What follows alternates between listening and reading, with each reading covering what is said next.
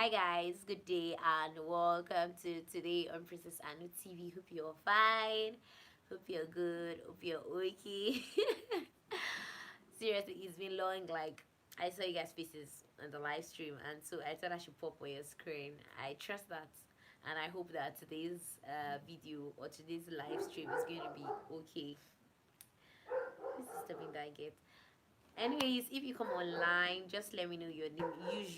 As usual, the way we do it, let's discuss. Okay, everybody saying school is going to be resuming, but there's a but there. There's a but. Yeah, everybody, we are kind of resuming in batches, and the first batch is going to resume, second batch, third batch, like that, like that. That's how it's going to be happening. So, it's a pity that I'm kind of among the first batch, but not really like the first batch. So let me use that word. First batch, not first batch. Hi, Abemi, welcome on board. It's nice having you here. Who else is online? I can see more persons are here. Let me know your name. Let me know where you're joining me from. Komal Shrevast. No. I need to pronounce that name well. Komal Shrivastav.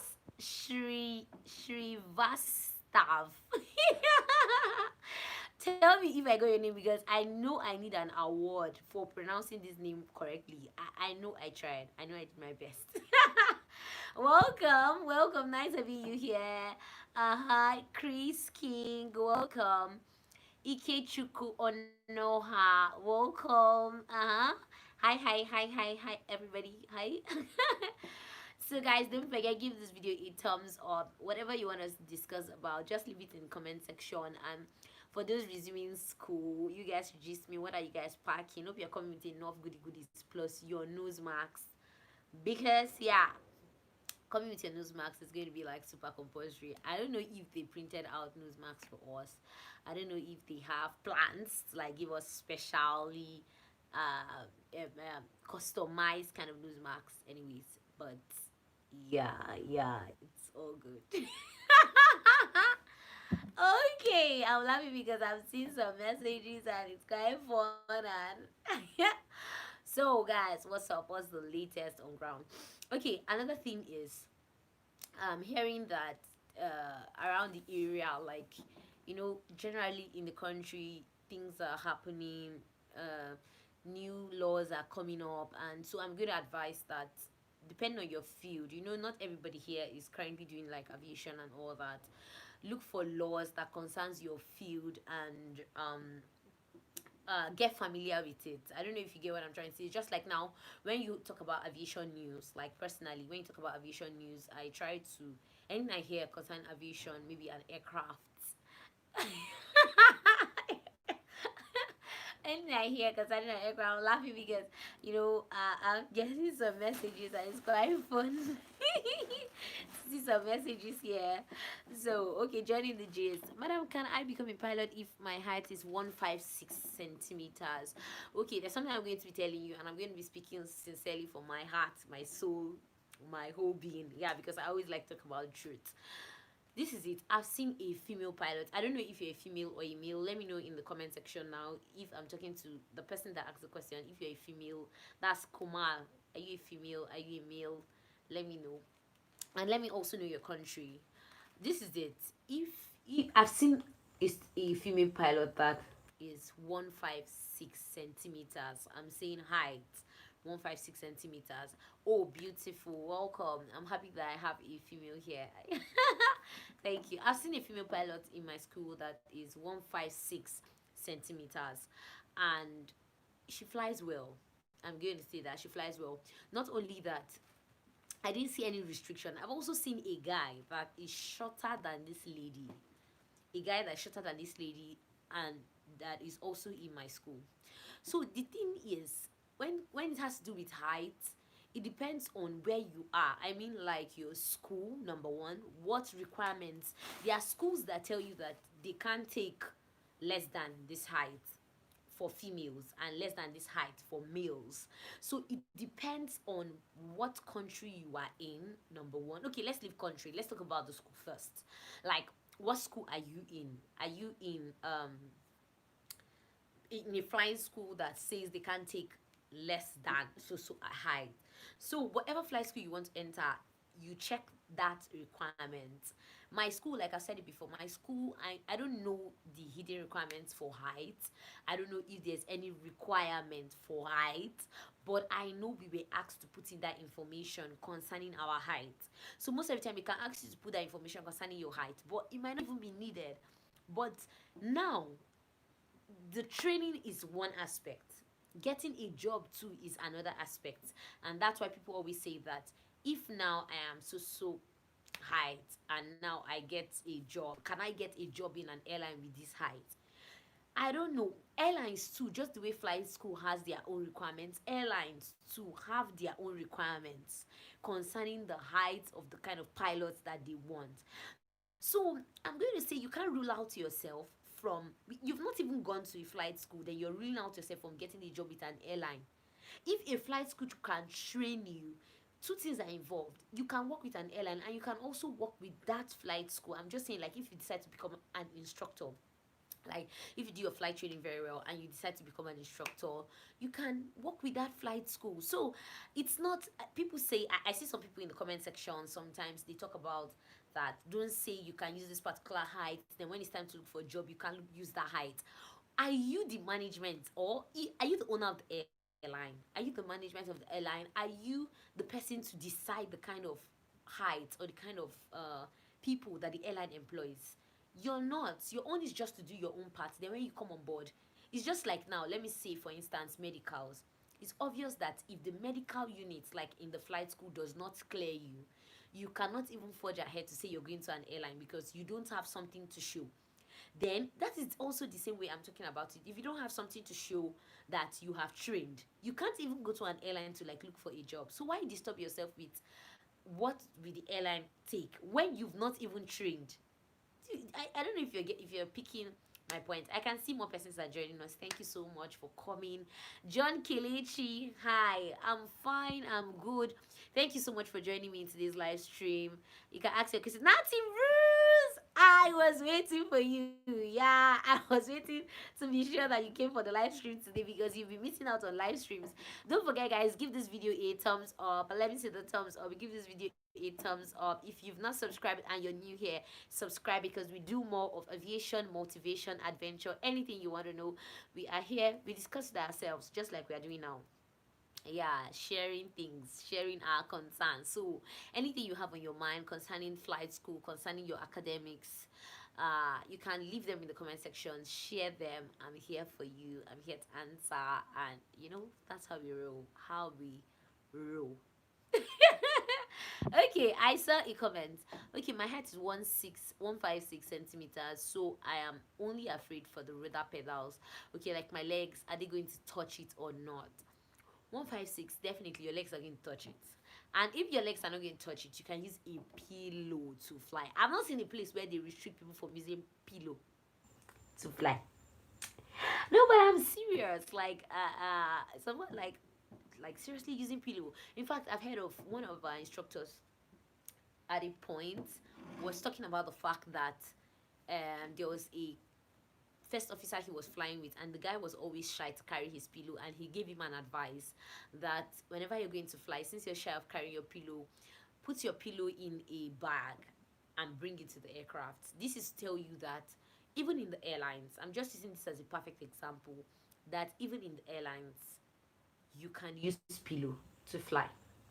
Yes, I'm not yet in the airlines, but I've listened to senior colleagues talk about this. I've listened to them share their experiences. I've listened to them say, oh, this is what happens, doesn't happen. So I'm not talking about from experience from this one, but I've listened to other people's experiences. So I don't think you should be scared of that. Don't. Thank you, for such a good information. You are the like I feel flying. I'm gonna fly away. Okay, original vlogs, welcome. Nice having you. Thank you so much for showing up for today's live stream. I just thought it's been a while. Let me catch up with you guys for this period. So, and this period, sincerely, I've been trying to pack my stuff for school, and packing has kind of been so hard. I mean, like trying to gather everything because I wasn't really expecting it. You know, like the callback. It's not like I wasn't praying for it. Let me be sincere. I was praying for it because I really needed them to call us back. Yeah, that's the truth. That's the whole truth. Yeah. I needed them to call us back because I want to finish. But if you tell me if I was prepared, you know that that's another problem. Sometimes we pray for some things. We pray for God to give us some things, and we are not even prepared to receive the blessings God has given to us. So it's like I was praying for us to resume school, but I was not prepared. I was not I was not getting myself prepared to go to school. So like packing and everything, though my own resumption has been delayed again a little, just a little, but like I said, guys, before I can give the final information, I must be sure that I'm on my way to school, because today they say you're resuming, tomorrow they say you're not resuming, today they say you come back to school, tomorrow they say they are still doing one thing. So guys, for now, sha, I'm not going back to school for now, but very soon, maybe in 1 week, or if they change their mind, maybe in 2 weeks or in 3 weeks. I don't know for them. But the good thing is that school is resuming. That's a beautiful thing. But we are resuming in batches, like I said before. We are resuming in batches. So I'm trusting God that, yeah, since we are resuming in batches, our batch will come. We'll go back to school. Everything will be fine and great and okay. Okay, and you know I'm only 14 years old and my dream is to become a pilot. Wow, like you are super young and I really admire you so much. I remember when I celebrated my 25th birthday, I was like, wow, like the main thing is, I'm trying to say that I could not even believe at this point in time of my life I'm already 25. Like it seems like as if life is running, like everything is like happening so fast. I don't know if you guys can relate. If you can relate, let me know in the comment section if you can relate to what I'm talking about, because I could vividly remember when I was in secondary school. I could remember clearly when I was in the university, year one. I can't remember when I did my matric and I was jumping up and down. I can remember vividly when I turned 18. I was like, oh my god, I'm not an adult. Baby. Like I was super, super happy. Let me be sincere with you. I was like very happy. I was jumping in the hostel and my roommates then, because they were kind of older than me, like maybe 2 3 years older than me, they were like, why is she so excited? But I was happy.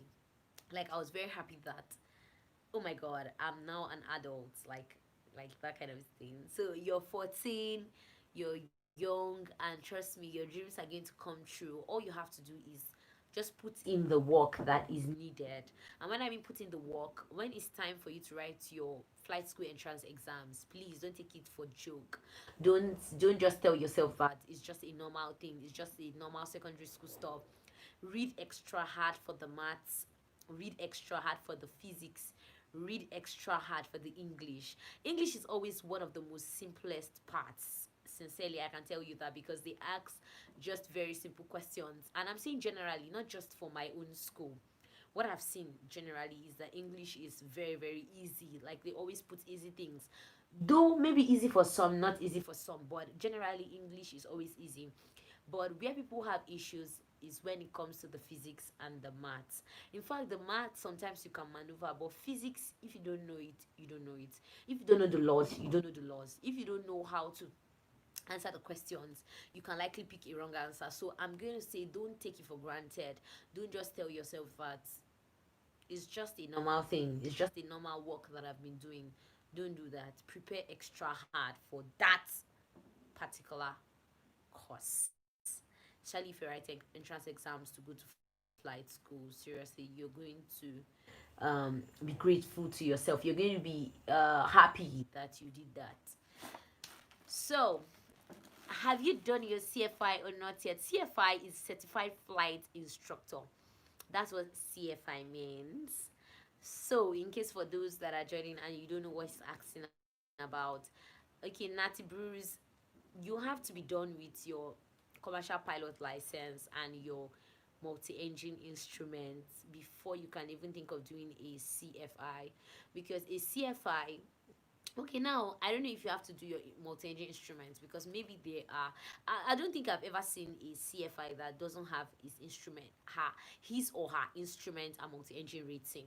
So I'm going to be saying that yeah, I'm right to say, I have not done my research concerning that, let me be sincere, but I think I'm right to say that if you don't have your instrument and multi-engine, you can't become a CFI.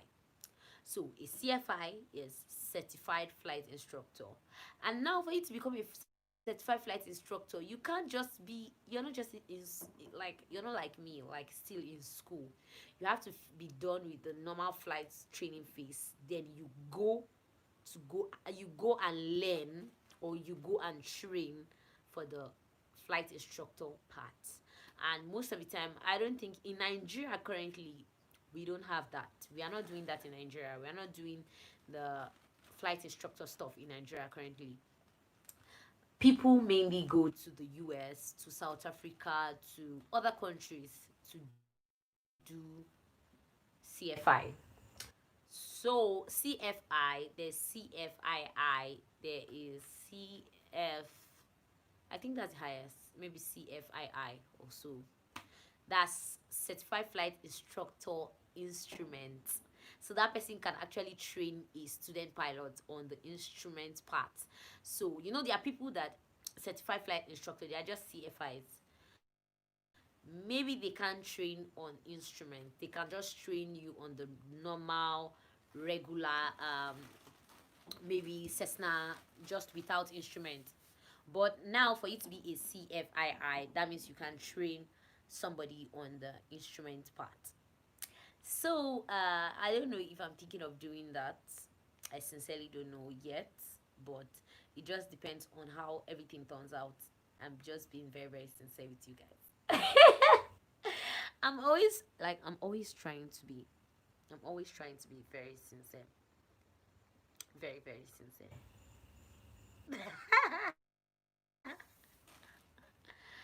Okay, it seems like my network is beginning to shake and break. If you can still hear me and see me, please let me know in the comment section. I'm going to be having a wonderful time with you guys today. I'm taking my time because it's been a while. I had this live stream, so I'm waiting for more persons to join us that have been missing out. So if you are if you have any questions, I can see you guys will be asking some questions on the comment section. So if I've not yet answered your own question, you can do well to like leave it here in the comment section, and we'll discuss it. All of us will talk about it, and everything will be fine. Joshua Charlie, first time seeing you here. I've not seen your comments before. I've not seen you on my live stream before, because yeah, I practically know almost all the names that I call on the live streams. I know that's good. You need to give me a kudos for that. Okay. Let's get serious. Let's get a little bit more serious. Somebody asked a question. Okay. Kumal, madam, I am Indian, and in India the average height for women is 5 feet. Okay. So I think I can become a pilot. The thing is, yes, you can, but the average height for women, you need to now know the average height in flight school, in flight training, because generally, maybe for the Air Force, Air Force too has their own height. Like Air Force has a particular height that they always specify and say, before you can join the Air Force, you must be so height. So the Air Force has their own height, and civil aviation, depending on the flight school, will have their own height. Then the airlines too will have their own height. So you need to know like which of them is taken for the general average height. If you say 150, it's cool, but I'm going to tell you the truth. 150 is quite low. Quite. I'm not going to say like fully low, because like in my own country, I've applied for NDA exams like twice. Like I've written, that's the Nigerian Defense Academy exams, like 2 times. I actually wrote it in my SS3, and when I graduated from secondary school, so I wrote it 2 times. And I could remember that the height there, minimum height for females then, was about 1.6. I think 160 was the minimum height that they needed. So imagine if in my country, like, we are having 160, like 160 centimeters for the minimum height for ladies to join the Air Force. I don't know if it has reduced now, but then I think that was what I saw on my own like form and everything as the minimum height. So don't look at general, look at the flight school you want to apply to. That flight school has a minimum height, and so their minimum height would depend like on what they want, like for females and for males, because they don't expect females and males to be. So I think for the height for females are usually different from the height for males. So don't look at it generalistically. And again, you're 14, so you're still growing. And like I think until you get to mid 20s, maybe like 23, 24, 25, that's the only time you stop growing. Like, so I think you're cool. You're cool. Don't bother yourself too much. You're okay. Okay, Joshua Charlie, how many flight hours you acquire after your full course? Okay. Generally, I'm going to talk about generally, and I'm going to talk about my own school. Generally, you acquire an average of, flight schools give an average of 200 to 250 hours. I've seen people that graduated out of flight school with 180 something hours. I've seen people that graduated out of flight school with 160 something. There was even someone I heard that graduated with 160 something. Like, I was shocked. Not in this country, anyways, because definitely in Nigeria, you're not graduating with 160 something. Not because that's because the program is kind of the broken down to exercises. This is what I mean by broken down to exercises. Let me get a paper. Let me get a sheet of paper. Oh my God! Come out! Come out! Okay, when I mean broken down to some exercise, I mean like now for every course, like let's say the PPL phase, they are going to have listed exercises: straight and level, medium level turn. These are exercises that you spend 1 hour to go and do, to go and learn. Like, not really go and do. Like, you go to practice. You've done it in the simulator before, so you have to go and do it actual, and they have to ascertain that the way you did the actual, you've passed before you can move over to the next exercise. So when you come on board, you'll be doing those exercises. You have to follow this exercise step by step. Like, it has to be going sequentially, and until you pass, you don't move to the next one. So that's what makes people accumulate so much hours.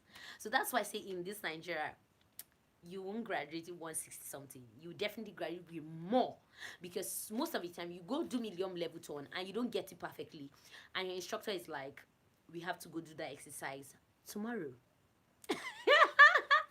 And sometimes you're like seriously, sir, I got it, sir, I did the exercise correctly.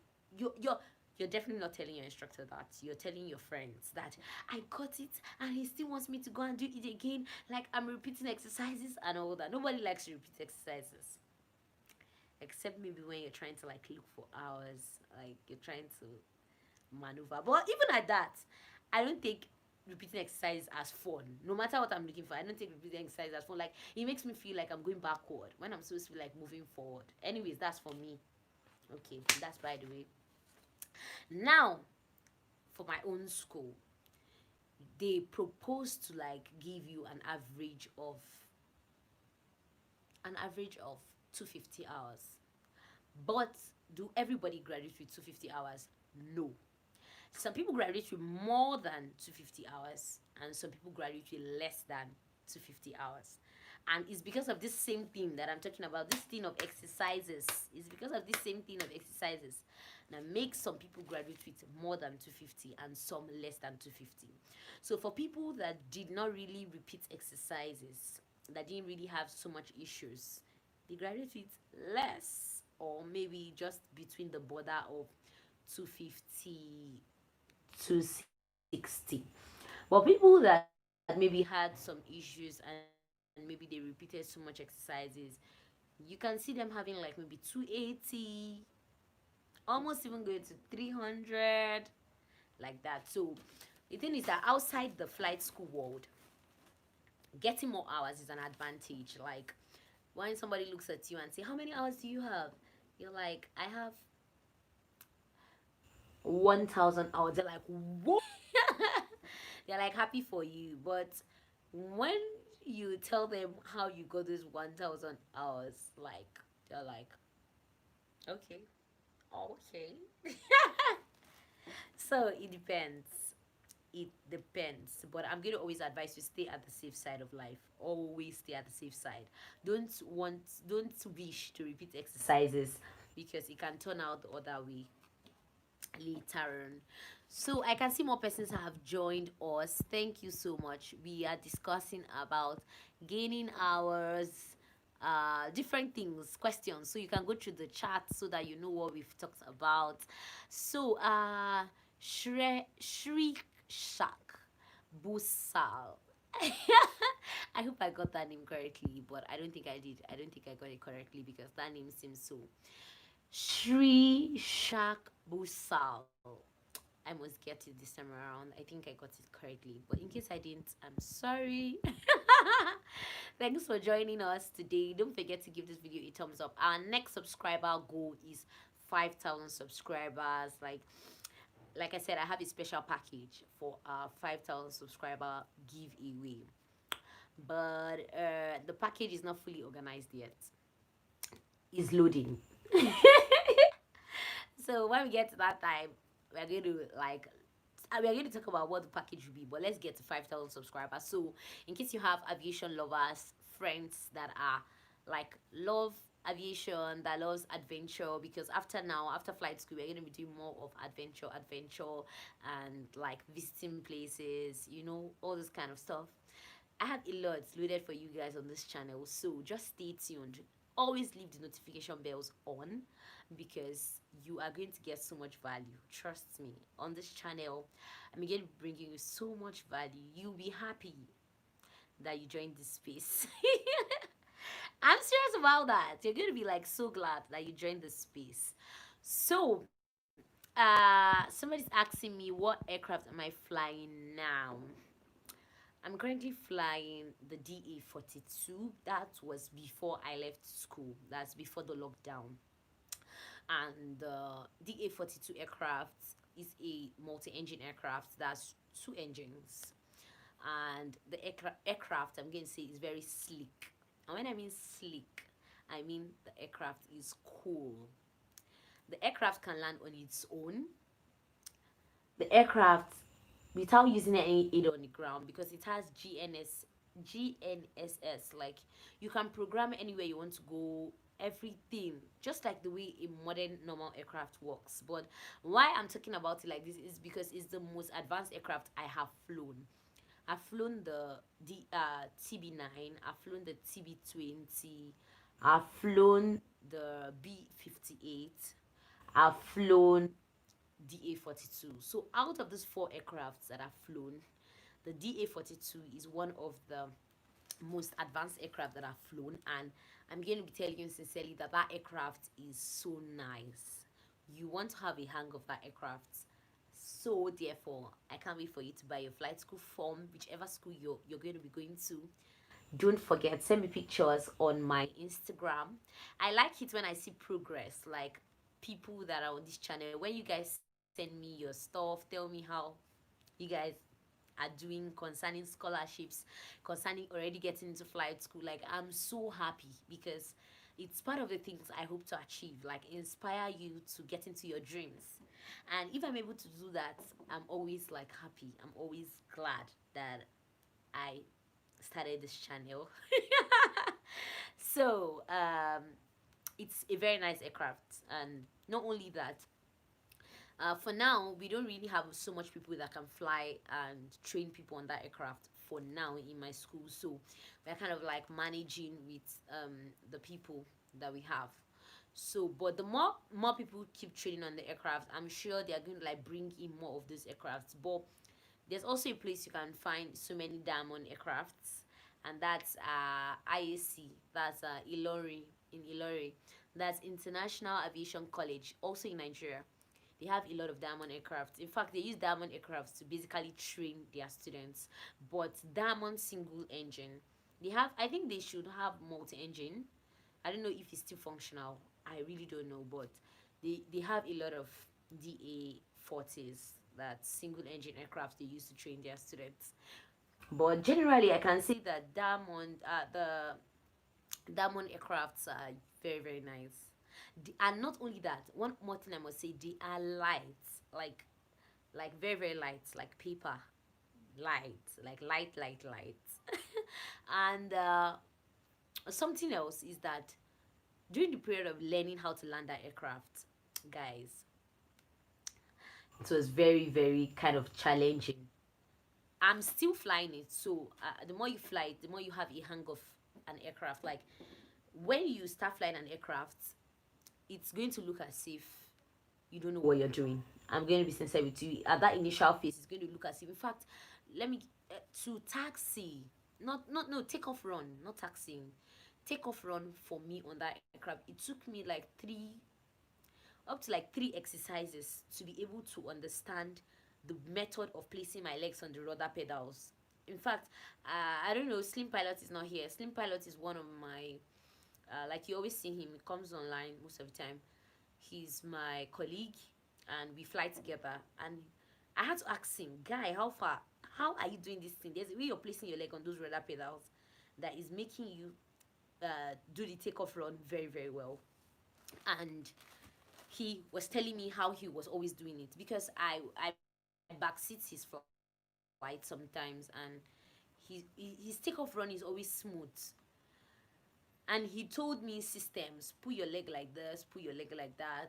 And guys, I tried it first time, it wasn't that smooth. When I tried it the second time, oh my god, I knew I had gotten it. Like, you know when it's like you just hit a jackpot. When we took off, in fact, I noticed something. The moment we took off, I was even asking myself, wait, am I the one actually doing this, or is my instructor helping me out? Like, but it was clear, and this that's why I always say, ask for help. In flying, nobody's alone. That's why you have a captain and you have a co-pilot. That doesn't mean one person cannot fly that aircraft, but there's a reason why there is a captain and there's a co-pilot, because you guys have to work together. You have to come into synergy for that aircraft to take off properly and land properly, like in good shape, and land in good shape. So, like, asking for help actually helped me. I wasn't shy to say, guy, I don't know how to do this, please help me out. How do you place your legs on the rudder that makes you get this perfectly?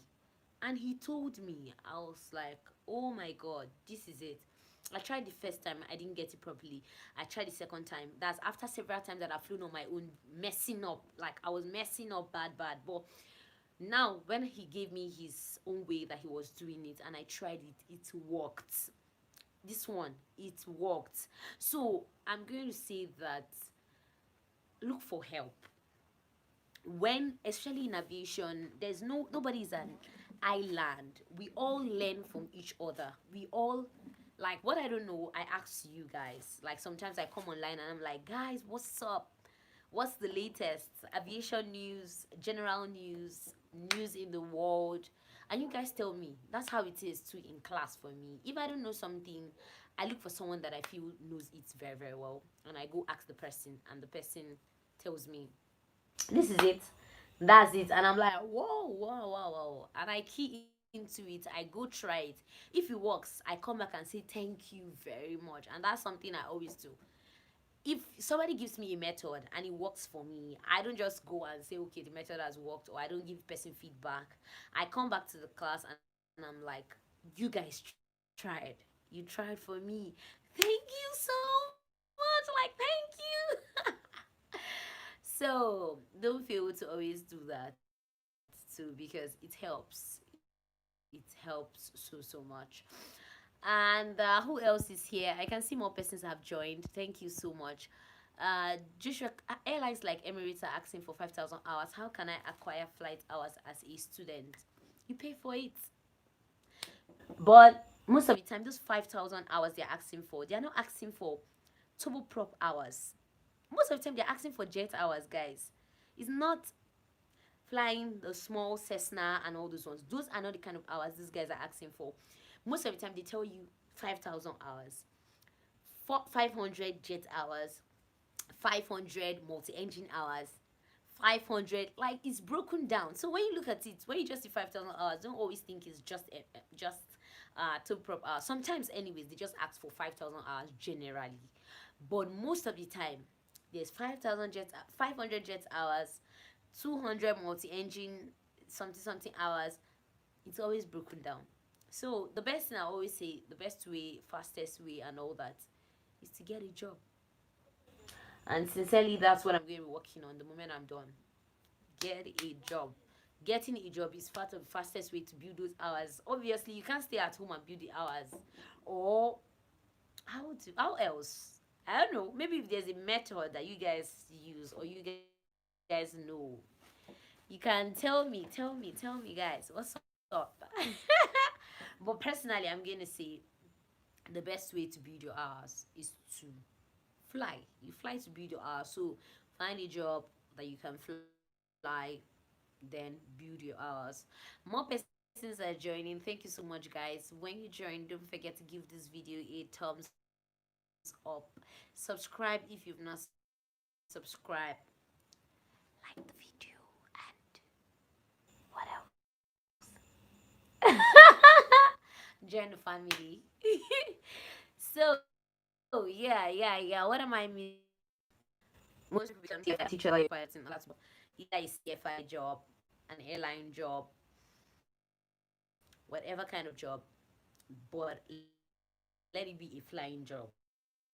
Let it be that you're flying and building hours. Don't you? Um, should we join? Because what's happening there? How far? Because I really don't have any information.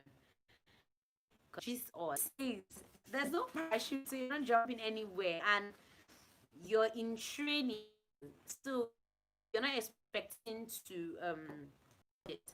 But now people face issues like engine failure and all that, and that's why during flight training, PPL phase, they teach you engine failure, and during your check ride, you must perform on engine failure. The first thing is that you get your speed, then oh my god, when does the realize my procedure? In engine failure, you require assistance, mayday, engine failure, blah blah blah. You require assistance, blah blah, all that. This all mixture of. When the real thing happens, you're almost going to be like, almost not going to be able to assess everything. Just like the way I'm saying it now. I'm saying it now because I'm calm. Like engine failure, you get your speed, those things. I can remember it's a little. It's been long. I realize my procedures, anyways. But I can remember it a little because it's something that is a flow. You have to follow a flow. So to follow that process, you talk about the experience, like what you past, the fact, what you want them to do, request assistance, request help, request this, request that, all those things. And when you do that, then that's the flow for air traffic control. When the real problem shows, guys, you might not even follow all those processes I just listed. You might just be engine failure, Zaria Tower, it's going to just gush out like you just be following different things, but the main thing is to make sure you fly the aircraft no matter what's going on. Fly the aircraft. So let's not talk about parachute. That's what I'm trying to say, because nobody prays for bad events to happen, but even if it happens, you are trained to control that situation. But even you cannot control the situation, you request for help.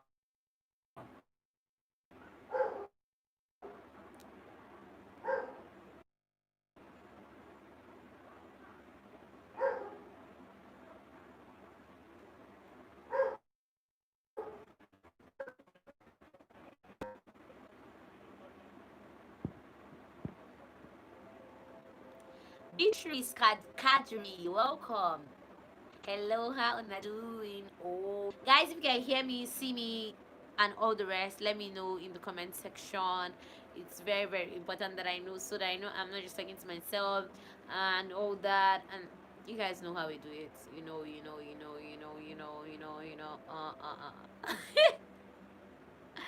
Okay.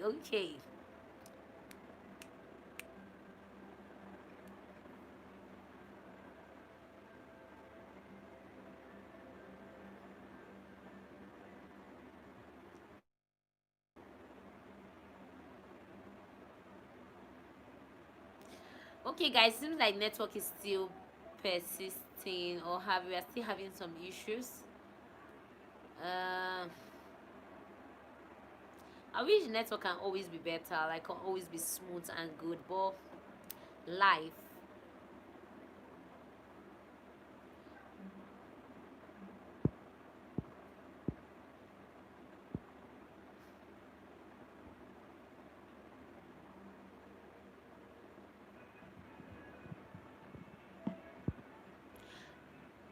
Okay, okay. Let me know if you can hear me, na, na, na, na. Okay. I seems like we are still going to be having these network issues because I can't get responses from you guys. So I'll end this one and see if we could start another live stream, if possible, now, so that other people that are joining now can also join that. So guys, catch you in the next live stream because